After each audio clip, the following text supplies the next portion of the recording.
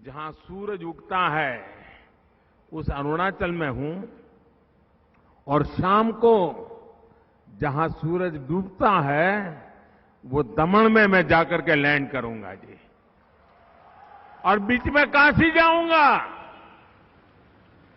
ये मेहनत एक ही सपने को लेकर के चल रही है, जी जान से जुटे हैं, मेरा देश आगे बढ़े।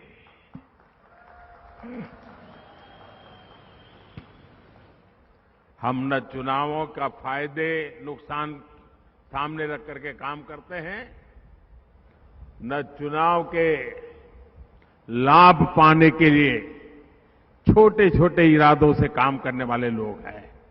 हमारा तो सपना सिर्फ और सिर्फ मां भारती हैं, हिंदुस्तान है, 130 करोड़ नागरिक है। आज इस एयरपोर्ट के साथ ही 600 मेगावाट के कामेंग हाइड्रो प्रोजेक्ट का भी लोकार्पण हुआ है। ये भी अपने आप में एक बहुत बड़ी उपलब्धि है। विकास की उड़ान और विकास के लिए ऊर्जा का ये गठबंधन अरुणाचल को एक नई गति से नई ऊंचाई पर लेकर के जाएगा। मैं इस उपलब्धि के लिए अरुणाचल के मेरे प्यारे भाइयों बहनों को, सभी उत्तर पूर्व के राज्य के भाइयों बहनों को बहुत बहुत बधाई देता हूं, बहुत बहुत शुभकामनाएं देता हूं। आजादी के बाद नॉर्थ ईस्ट बिल्कुल अलग तरह के दौर का गवाह रहा है। दशकों तक ये क्षेत्र उपेक्षा और उदासीनता का शिकार रहा। जब दिल्ली में बैठकर पॉलिसी बनाने वालों को सिर्फ इतने भर से मतलब था कि किसी तरह यहां चुनाव जीत जाए। आप जानते हैं ये स्थिति कई दशकों तक बनी रही। जब अटल जी की सरकार बनी उसके बाद पहली बार इसे बदलने का प्रयास किया गया। वो पहली सरकार थी जिसने नॉर्थ ईस्ट के विकास के लिए अलग मंत्रालय बनाया, लेकिन उनके बाद आई सरकार ने उस मोमेंटम को आगे नहीं बढ़ाया। इसके बाद बदलाव का नया दौर 2014 के बाद शुरू हुआ, जब आपने मुझे सेवा करने का अवसर दिया। पहले की सरकारें सोचती थी कि अरुणाचल प्रदेश इतना दूर है, नॉर्थ इतना दूर है, दूर सुदूर सीमा पर बसे लोगों को पहले आखिरी गांव माना जाता था, लेकिन हमारी सरकार ने उन्हें आखिरी गांव नहीं, आखिरी छोर नहीं, बल्कि देश का प्रथम गांव मानने का काम किया। नतीजा ये कि नॉर्थ ईस्ट का विकास देश की प्राथमिकता बन गया। अब कल्चर हो या एग्रीकल्चर, कॉमर्स हो या कनेक्टिविटी, पूर्वोत्तर की आखिरी नहीं बल्कि सर्वोच्च प्राथमिकता मिलती है। बात ट्रेड की हो या टूरिज्म की हो, टेलीकॉम की हो या टेक्सटाइल की हो, पूर्वोत्तर को आखिरी नहीं बल्कि सर्वोच्च प्राथमिकता मिलती है। ड्रोन टेक्नोलॉजी से लेकर कृषि उड़ान तक, एयरपोर्ट से लेकर पोर्ट से कनेक्टिविटी तक, पूर्वोत्तर देश की प्राथमिकता है। भारत का सबसे लंबा ब्रिज हो या सबसे लंबा रेल रोड ब्रिज हो, रेल लाइन बिछानी हो या रिकॉर्ड तेजी से हाईवे बनाना हो, देश के लिए पूर्वोत्तर सबसे पहले है। इसी का परिणाम है कि आज नॉर्थ ईस्ट में अपेक्षा और अवसरों का नया दौर शुरू हो चुका है, नया युग शुरू हो चुका है। आज का ये आयोजन नए भारत की इस अप्रोच का बहुत शानदार उदाहरण है।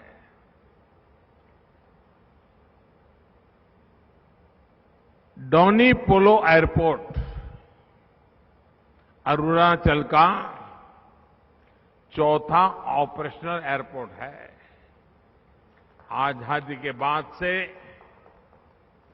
7 दशकों में पूरे नॉर्थ ईस्ट में केवल 9 एयरपोर्ट थे, जबकि हमारी सरकार सिर्फ 8 वर्षों में 7 नए एयरपोर्ट बना दिए।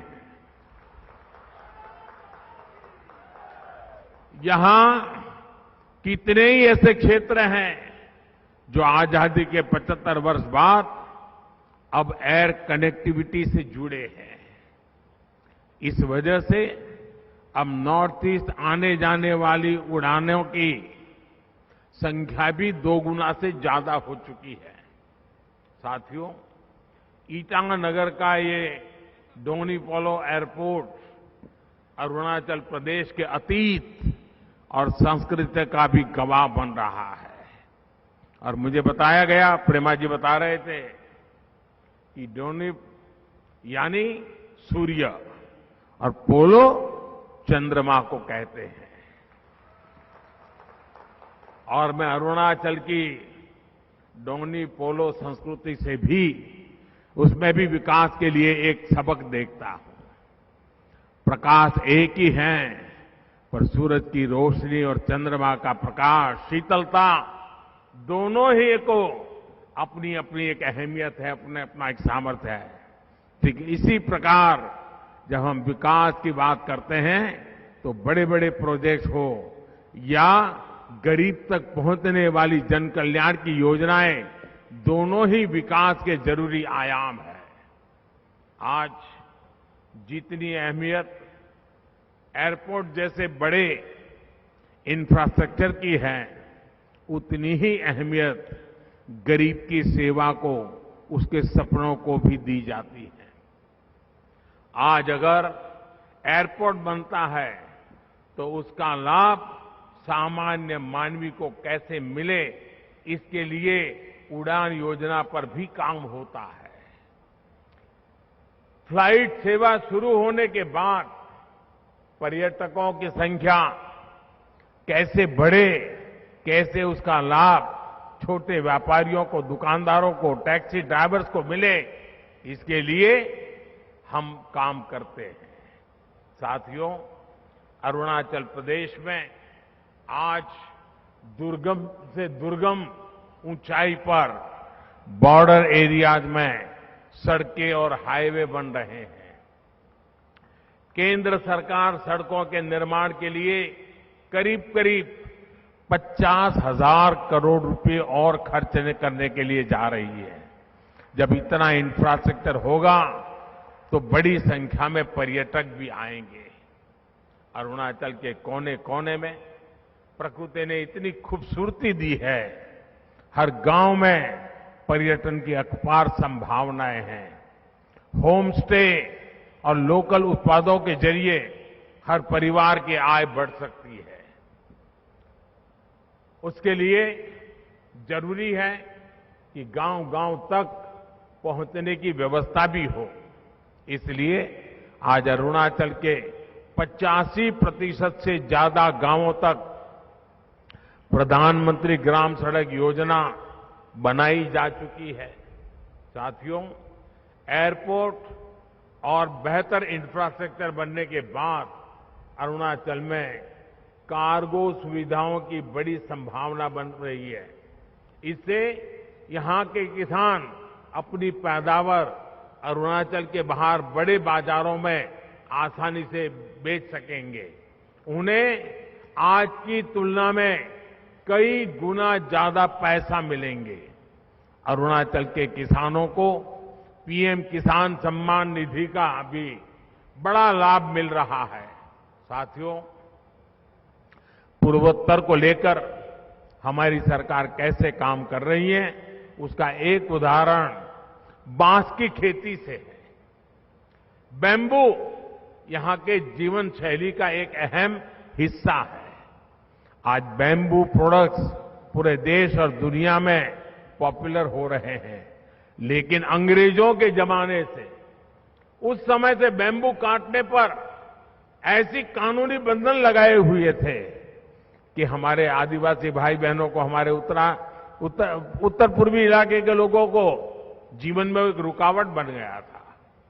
इसलिए हमने उस कानून को बदला और अब बैम्बू आप उगा सकते हैं, बैम्बू काट सकते हैं, बैम्बू बेच सकते हैं, बैम्बू का वैल्यू एडिशन करते हैं और खुले बाजार में जाकर के आप व्यापार कर सकते हैं। जैसे फसल उगाते हैं वैसे बैम्बू भी उगा सकते हैं। भाई और बहनों, गरीब जैसे ही जीवन की बुनियादी चिंताओं से आजाद होता है तो अपने साथ साथ देश के विकास के भी नए आयाम गढ़ने लगता है। इसलिए आज गरीब से गरीब व्यक्ति उपेक्षा और बदहाली से बाहर आए, उसे गरिमापूर्ण जीवन मिले, ये देश की प्राथमिकता है। पहले कहा जाता था कि पहाड़ों पर शिक्षा और इलाज हमेशा एक संकट रहता है, लेकिन जब अच्छी स्वस्थ सुविधाओं के साथ साथ आयुष्मान भारत योजना के जरिए 5 लाख रुपया तक के मुफ्त इलाज की व्यवस्था भी की गई है। हर गरीब को प्रधानमंत्री आवास योजना के तहत पक्का घर दिया जा रहा है। विशेष रूप से आदिवासी इलाकों में केंद्र सरकार 500 करोड़ रुपए खर्च करके एकलव्य मॉडल स्कूल खोल रही है ताकि कोई भी आदिवासी बच्चा पढ़ाई में पीछे न रह जाए। जो युवा किन्हीं कारणों से हिंसा के रास्ते पर चले गए हैं, उन्हें एक अलग नीति के जरिए मुख्य धारा में लाने का प्रयास हो रहा है। उनके लिए अलग से फंड बनाया गया है। स्टार्टअप इंडिया को ताकत से जोड़ने के लिए अरुणाचल स्टार्टअप पॉलिसी के जरिए अरुणाचल प्रदेश भी कदम से कदम मिला रहा है। यानी विकास की जो हमारी धारा है, ऊपर से शुरू होती है, जो वो आज गांव, गरीब युवाओं, महिलाओं तक पहुंचाने उनकी ताकत बन रही है। साथियों, देश ने 2014 के बाद हर गांव तक बिजली पहुंचाने का अभियान शुरू किया था। इस अभियान का बहुत बड़ा लाभ अरुणाचल प्रदेश के गांवों को भी हुआ है। यहां ऐसे अनेक गांव थे जहां आजादी के बाद पहली बार बिजली पहुंची थी। इसके बाद केंद्र सरकार ने सौभाग्य योजना बनाकर हर घर को बिजली कनेक्शन की जोड़ने का एक अभियान चलाया था। यहां अरुणाचल में भी हजारों घरों को मुफ्त बिजली कनेक्शन से जोड़ा गया। और जब यहां के घरों में बिजली पहुंची तो घरों में केवल उजाला ही नहीं फैला, बल्कि यहां के लोगों के जीवन में भी उजाला आया है। भाई और बहनों, अरुणाचल प्रदेश में विकास की जो यात्रा रफ्तार पकड़ चुकी है, इसे हम गांव-गांव तक, घर-घर तक पहुंचाने के मिशन पर काम कर रहे हैं। हमारा प्रयास है कि सीमा से सटे गांवों का वाइब्रेंट बॉर्डर विलेज का दर्जा देकर उन्हें सशक्त बनाया जाए। जब सीमा पर सटे हर गांव में संभावनाओं के नए द्वार खुलेंगे, वहीं से समृद्धि की शुरुआत होगी। वाइब्रेंट बॉर्डर विलेज प्रोग्राम के तहत सरहदी गांवों में पलायन को रोकना और वहां पर्यटन को बढ़ावा देने की योजना पर तेजी से काम हो रहा है। सरकार द्वारा सीमावर्ती क्षेत्रों के युवाओं को एनसीसी से जोड़ने के लिए एक विशेष अभियान चल रहा है। प्रयास ये है कि बॉर्डर किनारे पर बसे गांवों, वहां के युवाओं को एनसीसी में ज्यादा से ज्यादा भागीदारी हो। एनसीसी से जुड़ने वाले इन गांवों के बच्चों को सेना के अफसरों की ट्रेनिंग मिलेगी। इससे युवाओं के उज्जवल भविष्य का रास्ता तो तैयार होगा ही, साथ ही उनमें देश के प्रति सेवा का एक जज्बा भी और ज्यादा पैदा होगा और ज्यादा बढ़ेगा। साथियों, सबका साथ, सबका विकास के मंत्र पर चलते हुए डबल इंजन की सरकार अरुणाचल के विकास के लिए, लोगों की ईज ऑफ लिविंग के लिए प्रतिबद्ध है। मेरी कामना है विकास का ये अरुण इसी तरह यहां अपने प्रकाश को बिखारता रहे। मैं एक बार फिर प्रेमा जी, उनकी पूरी सरकार को इन सारे भारत सरकार की योजनाओं को आगे बढ़ाने में सक्रिय सहयोग के लिए मैं बहुत बहुत बधाई देता हूं और हमारे पूरे पूर्वोत्तर के हमारे साथियों को भी, हमारी माताओं बहनों को भी बहुत बहुत बधाई देता हूं।